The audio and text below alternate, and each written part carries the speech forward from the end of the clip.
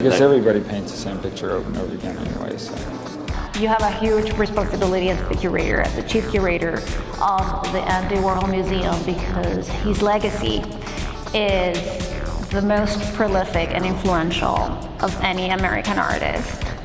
And it's so important for someone like you to continue and expand what we know of Warhol. So how do you feel about that responsibility?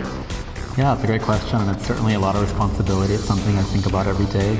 One of the blessings that I have here is that we carry on the life and the legacy of Andy Warhol. Just when you think you know Andy Warhol, you learn something new. And for me, that's really important. It's certainly part of my curatorial practice. I think one of the missions for us is to go beyond what one assumes Warhol encapsulates. Is it just popular culture? No, it's also technology, it's also music, it's filmmaking. It's really important for us to retell stories that haven't been told, or stories that represent today's sort of social fabric. And for me, that's really the reason why we're here. Andy Warhol is often associated as a New Yorker, but he's from Pittsburgh, and we're really proud of that. That's why the museum is here. And because of that, we can tell that story to Pittsburghers, but the world also comes to Pittsburgh to learn about Andy Warhol. And what do you see as your curatorial vision? How do you make curatorial decisions within the museum? We have lots of fun here because we rotate the whole museum. The museum's 7 floors, and it's separated by decade. But I think one of the inspirations is to relook at that period and examine the body of work, examine what's happening in that period, and start selecting works that might not be familiar to most visitors. For example, on our 7th floor, we highlight Warhol's period in the 1950s, and a lot of people might know Warhol was a commercial illustrator, very successful at the time. He worked for a lot of major brands. But also there's an intimate side of Warhol. He was making highly personal drawings. We call them the boy book drawings, and they're of live sitters. They would have been mostly male subjects, and they were highly intimate. Warhol wanted to present those as fine art, but they were considered highly erotic, very provocative. Yeah. Another example is right now I'm focusing on an exhibition dedicated to Andy Warhol's spiritual side. He was raised Byzantine Catholic. Warhol continued to go to Mass through the rest of his life. And it's really represented throughout his work. Even in this gallery, we have the skull paintings. They sort of reference memento mori, but they also reference, life and death. And I think what's going to be interesting to see this exhibition, which opens in October. And what is your criteria for shows that belong to another artist? For example, right now you have Devon, and who pairs so well with the Ladies and Gentlemen and the whole storytelling. And I think the criteria, the basic question is, does it represent Warhol's legacy?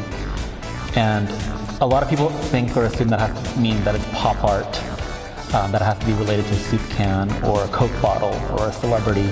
But that's not the case. The work can be, very much in line with Warhol's magazine industry or Warhol's film empire. And so for us, it's really important that we represent the new generation, the heirs of Warhol, I like to call them. I want the museum to be a living, breathing museum. I don't want it to feel historical. I want someone to come here, especially a young audience, LGBTQ community, people of color. I want them to come in here and be like, wow, this artist is prolific, but the artist inspires other artists. And how many Warhols do you have here at your disposal? My disposal, I think we have, it depends on which aspect of Warhol. I think we have about over 1,000 paintings. We have, I think, over about 2,000 flat works. I think we have over 5,000 photographs. And I think with the archival collection, we have about over 500,000 objects, and that also represents the time capsules. Those are the 611 boxes that Warhol dated and sealed and treated as a conceptual sculpture. And then on top of that, we have the thousands of reels of film and video collection, and that's even broken down by the early, sort of experimental 16mm films, all the way down to the 80s, where Warhol was making TV shows for like MTV. So, it's a large quantity, and it's like where do you end with Warhol? And part of the collection also represents people that were part of Warhol's circle. So we might have photographs that were from like Billy Name, who was responsible for decorating the Silver Factory. We might have collaborative paintings like Basquiat Warhol paintings, which you saw. Can we play a quick game? Sure, why not?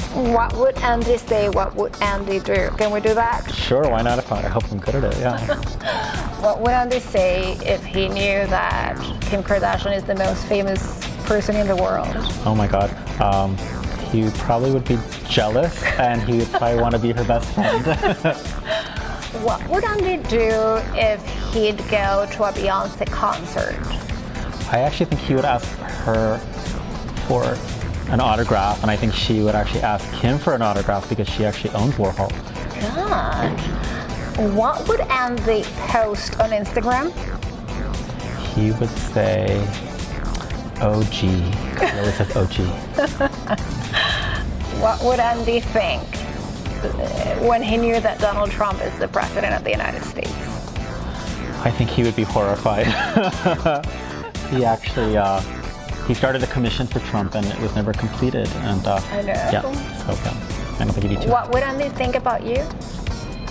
I think we would actually be friends. I think he would always be interested in the next generation, and I think he'd be curious to know what I found fashionable and of interest, because he certainly wouldn't stop being a social butterfly. I think he'd love you because you're right on. You want attention. Oh no, that's not true. I work most of the time, and then I just they make me do this. So. In the future, everybody will be world famous for 15 minutes.